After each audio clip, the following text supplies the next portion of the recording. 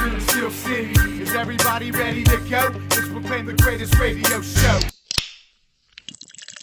Welcome, fans, to our Steelers-Chiefs recap. I'm your host, Jim Sella, here with Jay Dash and Big Easy. The Pittsburgh Steelers defeated the Kansas City Chiefs 18-16 at Arrowhead in a tight game, all game. It was really close, easy. We both won big. Yes, I had 100% faith that we were going to win the game all week long, simply put.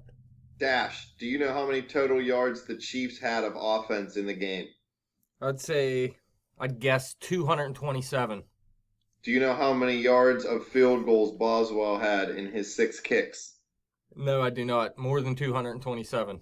No, exactly 227. So Boswell had the same amount of offensive output the whole entire Chiefs offense did. And I think that's the second time this season Boswell's had 6 field goals, correct?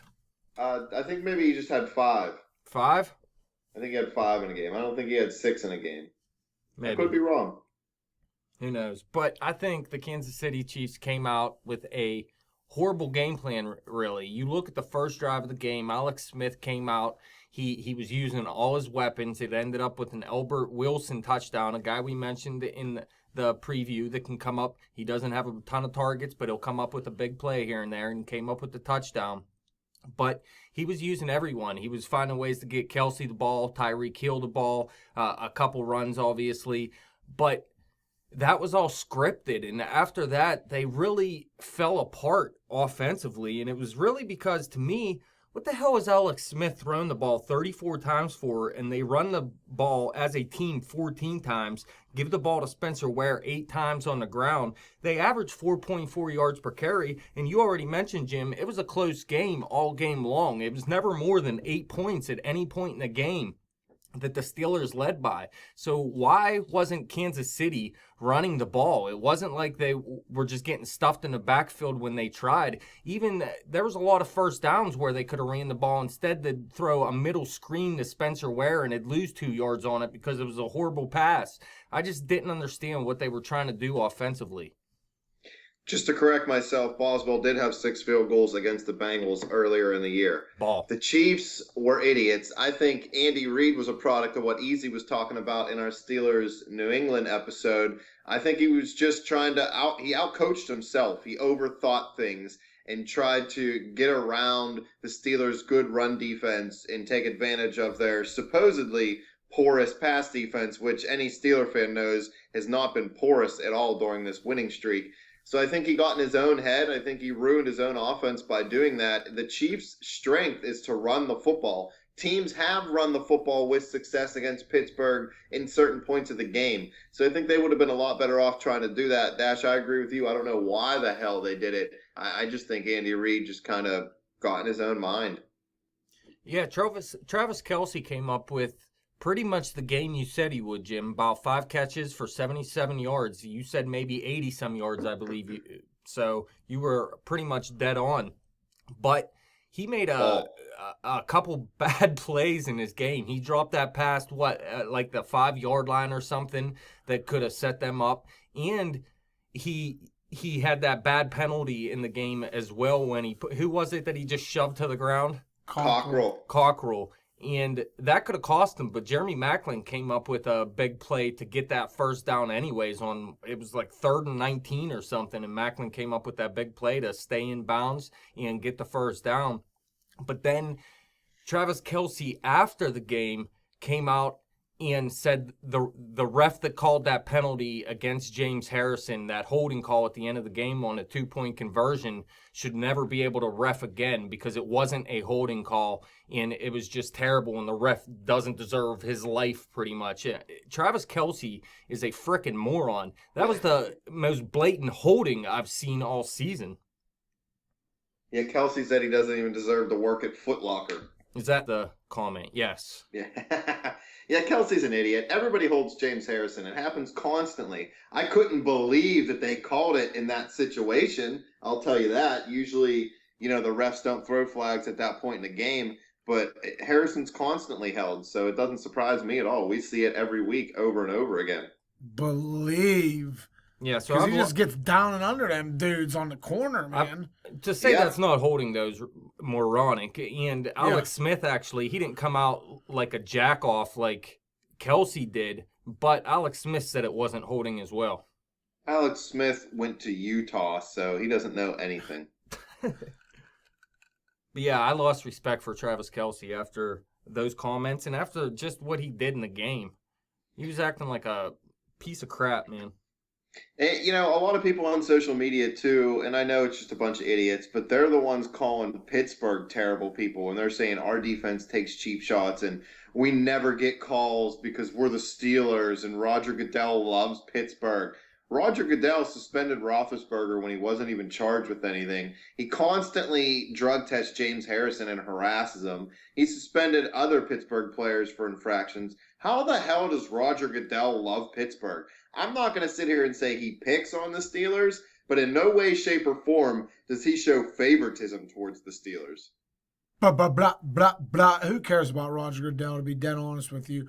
You know what I didn't enjoy is them moving that game back to 8 o'clock because I was blasted and blitzed when I had to go to work Monday morning. That's what I know. I believe they're 4-0 on 8 o'clock games now, though. I read an article that says the NFL liked the ratings that they got, and they may move the divisional games on Sundays to 4 and 8 o'clock from now on. Yeah. That Green Bay Dallas game had huge ratings. It was like 48 million people watched that game. Believe it. That was a good game. Yeah, it was a great game. What about Le'Veon Bell in this game? Set another Steelers record for rushing yards in a playoff game with 170. Is he the best Steelers running back yet, Dash? I know I asked you this last week. Nope. 2 playoff games ain't going to do it for me, man. Too many Steelers running backs came up with huge games. Who is the best Steeler running back then? Well, that's tougher. I don't Is know. it Freemill Franco? Who's one of the best other than Franco? Bettis. Bettis was a great running back for Pittsburgh for many years. Okay. But Le'Veon Bell has the most talent. There's no doubt about that. But again, this was only his second playoff game, so I'm not ready to give it to him. Let him win a Super Bowl first or get to the Super Bowl first. Right. What surprised you the most about this game, Dash, outside of the terrible play calling by Kansas City? I mean, to me, that was the most surprising thing. But the way that Pittsburgh, they tried to keep the ball away from Tyreek Hill early in the game. They kicked off in just a short kickoff, and a tight end ran it back to like the 45-yard line or something. So they scratched that idea, and they started kicking off to Tyreek Hill, and they were blasting that dude at like the 10 or 15-yard line. That was the surprising thing, the special teams play. Well, like I said, if Tyreek Hill would have broke one in this game, the Chiefs would have won. And that's what I said before the game. If Tyreek Hill breaks one, the Chiefs are going to win that game. They would have. And the Steelers flipped the script and totally dominated that dude. Unreal. They were hitting everybody and hitting them hard. The penalty on Sean Davis, he's actually a little dinged up after that hit. These Steelers defensive backs, these young guys have really come into their own in this stretch. 9 wins in a row? Who's your favorite of the young guys, Easy? I don't know any of them. I still don't know Sean them yet. Davis, Artie Burns, and Javon Hargrave. Okay, well, Javon, I should say. no. Bud Dupree's my favorite, if you want to put it that There way. you go. He's still I young, love yeah. Bud Dupree. I mean, I want a young, and Shazier's doing all right, but I want young edge pass rushers is what I want. I don't know anything about the backfield. Easy's a linebackers coach. Yes, thank you. Him and Joey Porter were hanging out at the bar when Porter got arrested. Well, listen, I told him to just calm down. I told him to calm down, but playing DB is the hardest thing in the world. I mean, it's the hardest thing in the world. So I can't. I'm never going to critique our defensive backs, and especially after seeing Polamalu play and the greatness that he put on the field. I don't know.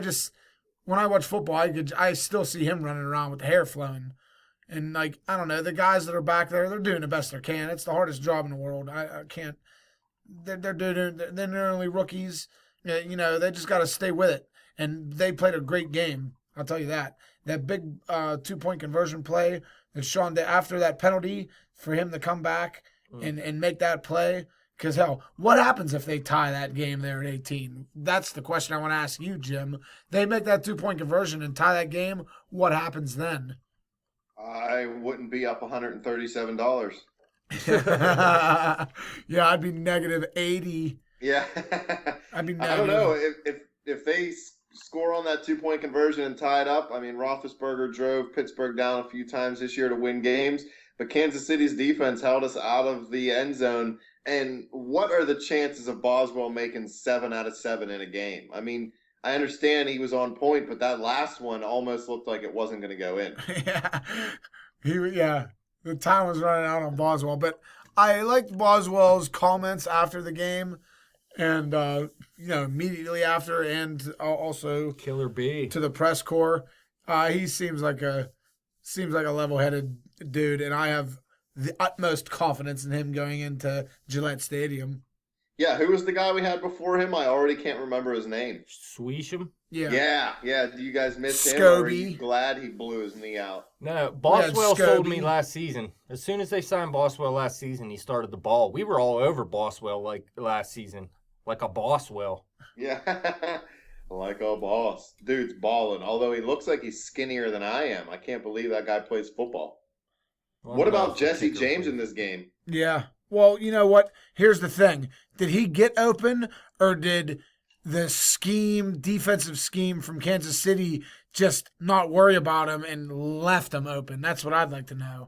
God, I don't watch tape, but there was a play down the left side of the seam, I remember. It was a big play from Jesse James, probably a 25, 30-yard reception. So he did have a little playmaking ability. It was him and Big Ben. Big Ben made a nice little pump fake to draw the linebackers up, and then he went right behind the linebackers in front of the safety. Big Ben hit him at the exact right moment. But really, Jesse James is the guy that was the most consistent receiver in this game. I know Antonio Brown led the team with 108 yards, 6 catches. He had that 52-yard reception to help them set up one of the field goals there, which was a huge reception, and another nice play by Big Ben. But outside of that, he had a 29-yard reception that was meaningless at the end of the first half, and really every other catch he had was meaningless besides the end of the game there on that 3rd and 3 when they needed a first down to end the game, essentially, and he came up with that. So Antonio Brown, he made the plays he needed to make, and I have no problem with what he did in this game. But Jesse James was the guy that came up with the most important plays in the receiving game. A lot of people are getting on the Steelers for not scoring a touchdown offensively or at all in this football game. Obviously, they're going to have to do better to be able to beat New England. Are you all over the Steelers' offense for not being able to score, or was it because Kansas City's defense is actually that good? I mean, they were only allowing, just under 18 points per game in the regular season. It's Big Ben's play is what didn't score the touchdowns. Yeah, I mean, he just didn't play well. Anytime you get into scoring territory 6 times, you got to find a way to get the ball in the end zone. Right. And they almost did there after Alex Smith threw a pick that was tipped. Big Ben went down the field and threw a pick that was tipped in the end zone. Eric Berry came up with the interception. There was a play there, a lost opportunity there.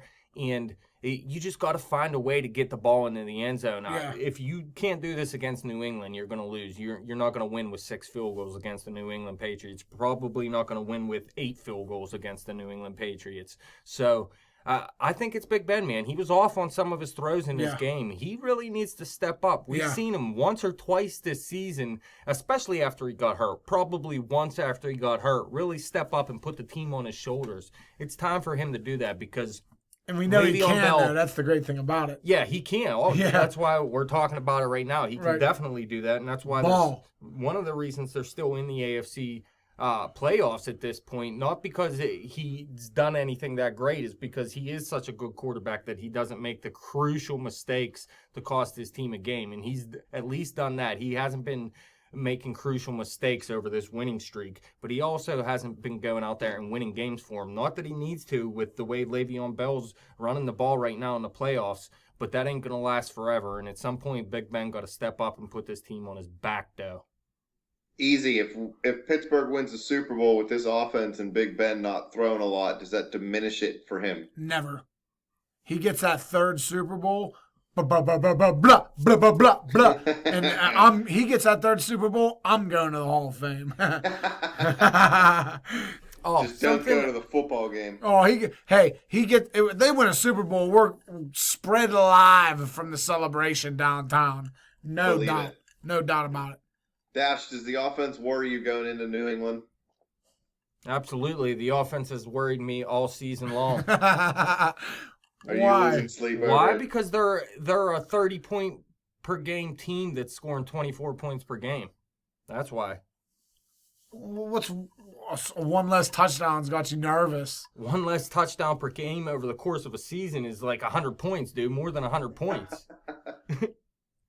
All right, well, you know what? Guess what? Dion Lewis, you're beat. There was a story early today on Twitter that broke. Martavis Bryant asked to be reinstated. He applied for reinstatement, but then his agent has denied that. Do you think he'll get reinstated right away, or do you think they'll pull an Alden Smith and make him wait?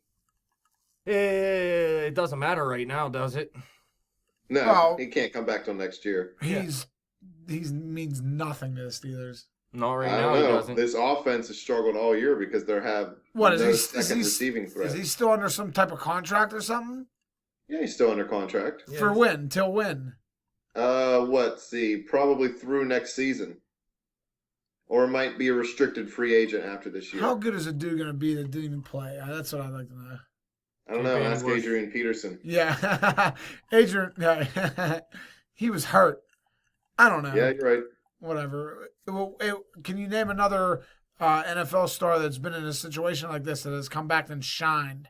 Suspended From for a drug whole year. suspension, yeah, for a whole year. Well, Brady was suspended for 4 games and then only threw 2 picks for the whole season. And, I mean, Brady missed a full season. Because he that was 1 year, broke and he came back. All right, well, give me another one. Well, you can do, I mean, anybody. Peterson one time rehabbed like a Peyton beast and come Manning back. That's had 2 to have his people. neck Arian fused Foster's together. got hurt how many times and came back and was good? Jamal Charles has gotten hurt how many So- times and came back good? On a scale of 1 to 100, 100 being, he's a top 3 receiver next year. Top 3, 0% chance. All right. Well, what are we talking about then? What do you mean top 3 of what? Just the Steelers? Yeah. Oh, yeah. Well, I mean, it depends on what he's done this offseason. Is he sitting around smoking butt or is he working out? That's a question. But if he comes back and he's on this team, he's going to be the number 2. Believe it. Making somersault catches in the end zone. I forgot about him, and guess what? Dust in the wind. That dude's peace to me. I don't even care. Did you expect Le'Veon to rush for 170 yards against the Chiefs? No, I expected Almost. less than that. Probably around 100. 150. Oh, no, I never expect 150 no You matter knew he who was you play. coming. You knew he was coming hard, though. Oh, I knew they were going to try to run the ball, and I expect them to do the same this week, but I never, ever expect 150 yards in the run game in any game. I don't care if you're playing the Browns. In fact, if you're going up against the Browns, I'm not going to say you're going to get 150 yards, and I'm guessing he didn't have 150 yards against the Browns. I seen a stat yesterday or the day before. Well, actually, I think it was before the Chiefs game. Le'Veon Bell was averaging around 140 yards per game against defenses ranked in the bottom 10 of the league. Ball. And the Chiefs were ranked 24. You know what? I would rather be the Chiefs than the Cowboys because, it's not like, the Chiefs had a great year, but you're the number 1 seed. You're balling. You don't even win your first playoff game. I think that's a little bit worse. But going in the next season, would you rather have Dak Prescott and Ezekiel Elliott or Alex Smith and Spencer Ware? Jamal Charles. Well, hey, let's look at the division they're in. You got a team moving to Los Angeles that's garbage. You have a team with no quarterback, Denver, that's garbage. Might get that quarterback. And then you have a team with, that wants to go to Vegas, so they'll be there blasted. So that division ain't on the up and up. Well, how do you feel about Dallas's division? It can be. It has the potential every year to be the hardest division in football, no matter what. That's just the way that I don't know that division. That division could be the best division in football every year, if you ask me. Them and us. That division and our division are the 2 best in the league, if you ask me. I don't know. The what is it? The NFC South always have some nice representatives each season. Last season, NFC champions in the Carolina Panthers. This Right. season might have the NFC champions in the Atlanta Falcons. Right. Well, they have to give way. They have one good team per year. Yeah. Good. Sometimes the that- Saints and Panthers have been good at the same time. I know the Falcons had their years. Tampa really hasn't done much in a pretty long time. Well, what about the Steelers and the Chiefs? Because that's the game we're talking about. What else is there? What would you like There's to not know? a lot. It was I a mean, pretty, yeah, I what don't want else to call is it a there? boring game because it was close and it's a playoff game, but it was a pretty uneventful game, except for the outcome. How many field goals will Boswell have to kick in the New England game? How many will we have to? Yeah.